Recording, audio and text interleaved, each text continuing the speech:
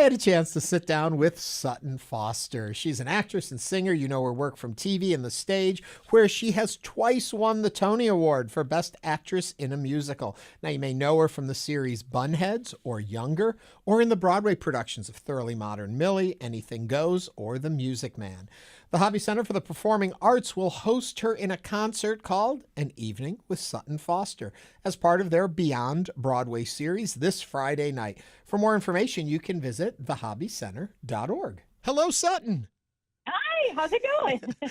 It's going great. We're so happy you're coming to Houston. You're going to be here Friday, April 4th, 8 p.m. at the Hobby Center, bringing a cabaret show for us, a concert. So excited to have you. What are you bringing to Houston?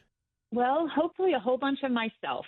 That's what I love about doing these concerts, as opposed to doing a show where you play a character.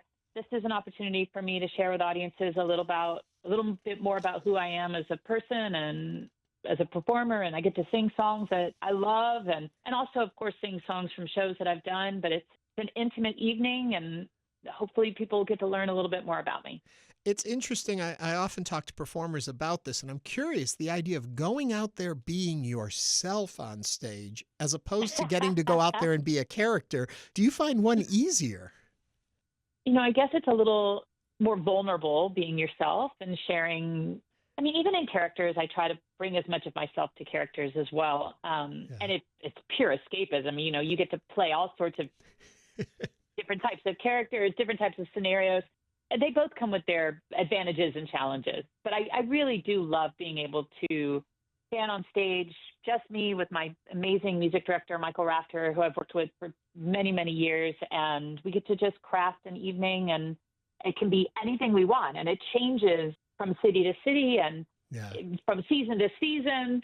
And even on Friday, next Friday, it'll be a different show than I've ever done. So it'll be like very specific to that day, that audience, and how I'm feeling. It's interesting to me. I always think I try to have a big personality, have a lot of fun. I don't think I could ever be a performer because there seems to be a bit of just let go, be in this other person. And I think I'm too self-conscious to do that.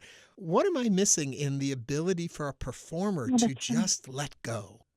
I guess it is a big balance, right?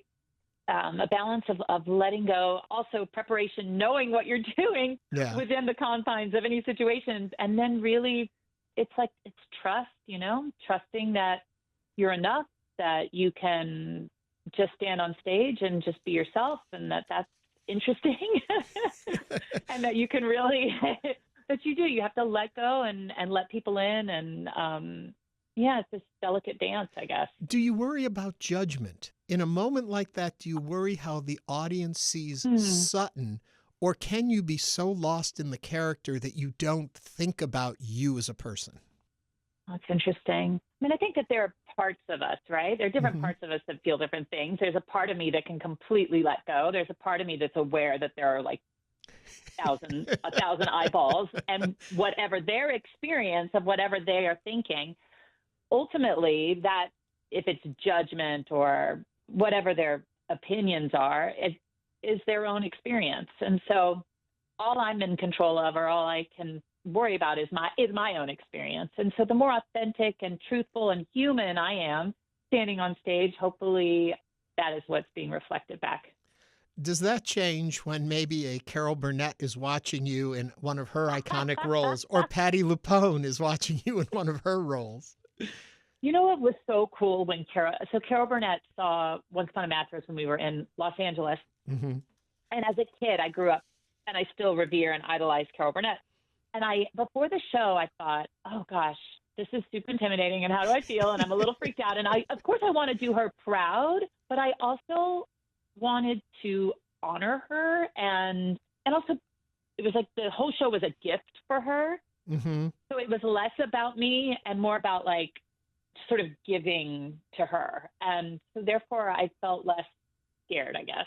Yeah. And then they asked me, like, do you want to know? And I was like, I want to know. I want to know that I'm performing for my idol. But it just felt incredibly generous. And she's nothing but loving and generous and all those things. So it was awesome. Did you really blow off Patti LuPone for dinner? I did. Oh, that was when she came to see Sweeney Todd. That's hysterical that you even know that. What cracked me up was that it was right when I started doing Sweeney Todd, and she came to see the show. And of course I was like, oh my gosh, Patti, why did you see like my third show? And she had asked me to go out after, and I was like, I can't. I was exhausted. And it's one of those regrets, you're like, I totally turned down Patti LuPone to go to dinner. But it was just the timing of it. Yeah. But hopefully she'll ask me again. Well, I'll tell you that this. Wasn't the only time.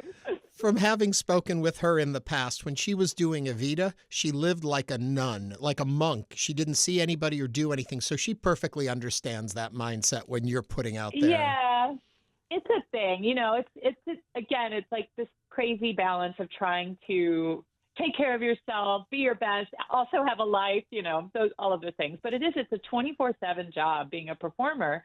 Even though you may only perform for 2 hours a day, you wake up and you're like, okay, let me do a body scan. How do I feel? How's my voice? How am I holding up? Because you want to be we're athletes, so we want to be our best for those 2.5 hours. It's the race. Yeah. I've spoken with a lot of folks who have made their careers on Broadway and in theater, and I have to say, your resume is shocking in the amount of work you have done. Also, the fact that there are a whole bunch of my favorite shows you've taken part in. But I'm fascinated, and what it tells me is you're someone who just truly loves the beast of musical theater. I do. I keep coming back to it. Yeah. I've been really lucky to be able to have experiences in television. I did 7 seasons of Younger, and I keep coming back to theater. It really feels like the stage and creating shows and creating characters. It's where I belong. So I absolutely love it, but it is a beast. It's harder than anything else. But it's really, I feel incredibly passionate about it. And I hope that it's a part of my life for as long as I would like it to be. Talking about it being a beast, and help me here with the timing of all of this, but if I remember it correctly, you were in Once Upon a Mattress while rehearsing Sweeney Todd. Did I have the timing right on that? It was one of the crazier things I've ever done. Those are two such different characters. How does Sutton move between these in the course of a day, back and forth? I don't know. It was wild, and I finished the run of Once Upon a Mattress at New York City Center, we did like a short run of it before it ended up moving to Broadway later in the year. And, but I had already learned Sweeney Todd in preparation to go into it after I had done Once Upon a Mattress. It was crazy, but I had closed Once Upon a Mattress on a Sunday, and then I opened in Sweeney Todd on the next Friday. That's insane. So it was definitely, one of the wilder things I've ever done, but I love a challenge. That is. And I had a lot of support, so it was pretty cool. So I'm curious what Sutton of today would say back to the Sutton who was on Star Search as a kid. Oh, I did Star Search when I was 15, so that was a long time ago. And I remember losing. I lost. I didn't win, and I was so upset, and I was crying backstage, and oh gosh, if I could go back to her and tell her anything, I'd be like, your life is going to surprise you in so many fabulous ways. And I think even losing Star Search, I truly believe that everything that happens in your life directly leads to whatever, if I had won Star Search, who knows? Like my life, maybe I wouldn't even be talking to you. My life might be completely different. Who knows, what it would be? So it was a gift. It was a gift to lose Star Search, and because it led me to exactly where I am today, and all of the amazing experiences I've had, and all the opportunities, and like every single yes or no has led to many magical things. While I still have you as Sutton the Kid there, walking out on the Broadway stage in Greece for the first time. Yeah. What does that do to someone whose whole love is of this art form, and you're on Broadway? I was 21. I think I was 21 years old. And the coolest thing about that was that my brother and I grew up in Georgia and then Michigan. And then he was actually in that production. So the very first time that I took my bow on a Broadway stage, amazingly, the way it was even choreographed, I was standing next to my brother.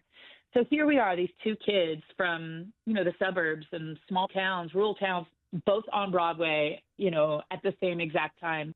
It was wild. It was wild. And still, every time I get to walk into a Broadway theater, I'm amazed.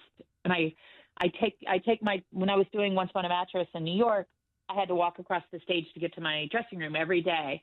And I would stare out at those empty seats and just be like, wow. And the day that I take any of it for granted is hopefully will never come. But I still feel really, really lucky when I get to walk into a stage door.